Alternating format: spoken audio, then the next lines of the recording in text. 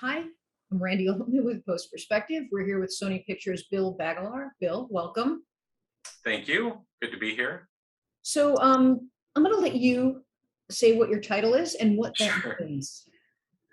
I am the general manager of Sony Innovation Studios here at Sony Pictures. I'm also the CTO of the technology development group at Sony Pictures. Okay, and just very quickly, what I'm sure it entails a lot, but what does it Sure. entail? It's a dual role. And on the technology development side, we explore new methods of production and technologies that we're bringing into the studio, from pipeline and workflow management to looking at cameras and production tools to basically help move things along and to um, socialize new tools to bring to the production process. And we work broadly across the studio to bring those technologies to the people that are really need them. On the Sony Innovation Studios side, they're a very production focused, exploring virtual production right now, heavily involved in development of software to help solve that space. And we're working with Sony as well on solutions to bring to the industry. Fantastic. Well, talking about solutions and innovation, the last 18 months have required the industry to sort of figure out ways to do things that they couldn't do before. So can you just talk a little bit about how you guys have been handling it and how you see the industry as a whole evolving? Yeah, it's interesting because the last year and a half has been obviously a challenge for the entire industry, and certainly at Sony Pictures, where we've had our own challenges with workforce, just like everybody else, as well as getting productions back up and running quickly after COVID shut things down. But I think we've been looking forward into the future. Part of the industry work that we've done as well, working with movie labs across the studios and some of the other partners to broadly look at where we're going in production.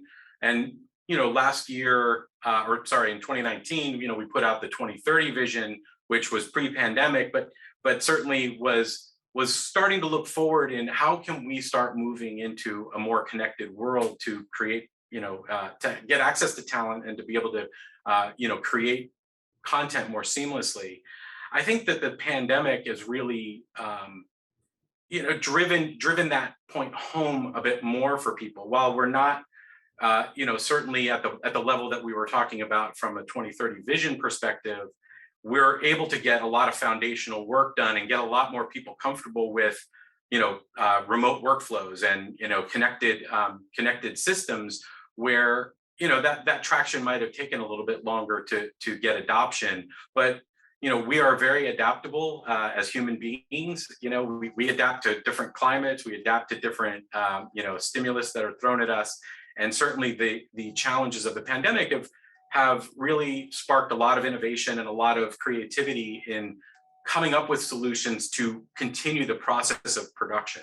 And I think that that's really gratifying to see, as well as really provides a lot of hope and optimism for being able to achieve those 2030 goals. Yeah, it was sort of a kickstart to it all, wasn't it? Totally. Yeah. So you mentioned before virtual production, and that sort of was also kickstarted during the pandemic. People were turning to that to find ways to keep productions moving. Can you talk a little bit about that?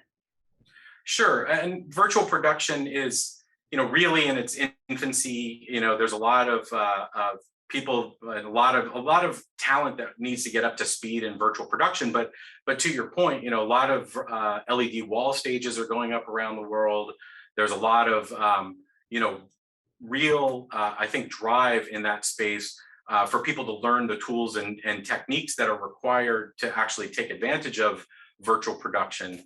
And I think it's important to make the distinction. I mean, virtual production is also green screen technology, but we're talking more about live, interactive, typically LED wall type of virtual production, where you're able to do a lot of in-camera visual effects so that you're avoiding the post VFX process for those things that make sense. There's still going to be a world of green screen, blue screen and post VFX that, even with virtual production. But I think that the ability to bring a location into a very confined space or into a very controlled space is really important, because we're always fighting, weather, time of day, other environmental factors that are beyond our control, and being able to control that process more closely would hopefully provide a better outcome at the end of the day, and give creatives more control over the actual content that they're making at that time. Which in turn probably helps in terms of turnaround and budgets as well.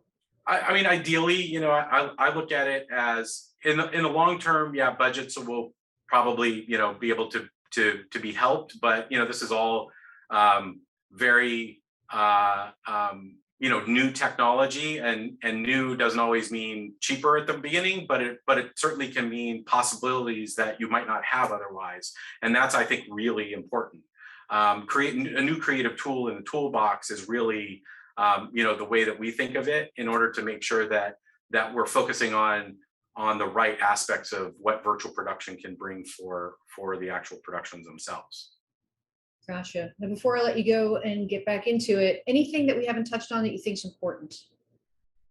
Trends, technology, any of the above? Yeah, I think the overall push and understanding of access to talent, this is one of the areas that I think is really going to be enabled by remote production or cloud enabled production at the end of the day. And I look at this as an opportunity to get access to talent that you might not otherwise be able to get access to, and find new talent as well in untapped places, because you don't have to necessarily bring everybody into a particular suite of rooms. If you're talking about editorial or sound mixing or whatever, you don't have to bring them all into a specific place for an extended period of time. There's always going to be the value of getting everybody in the room to see the same thing, hear the same thing at the same time, but it doesn't have to be for the entire production process. And so if you can take advantage of people where they're at for a period of time, I think that that's going to be truly revolutionary for the entertainment business.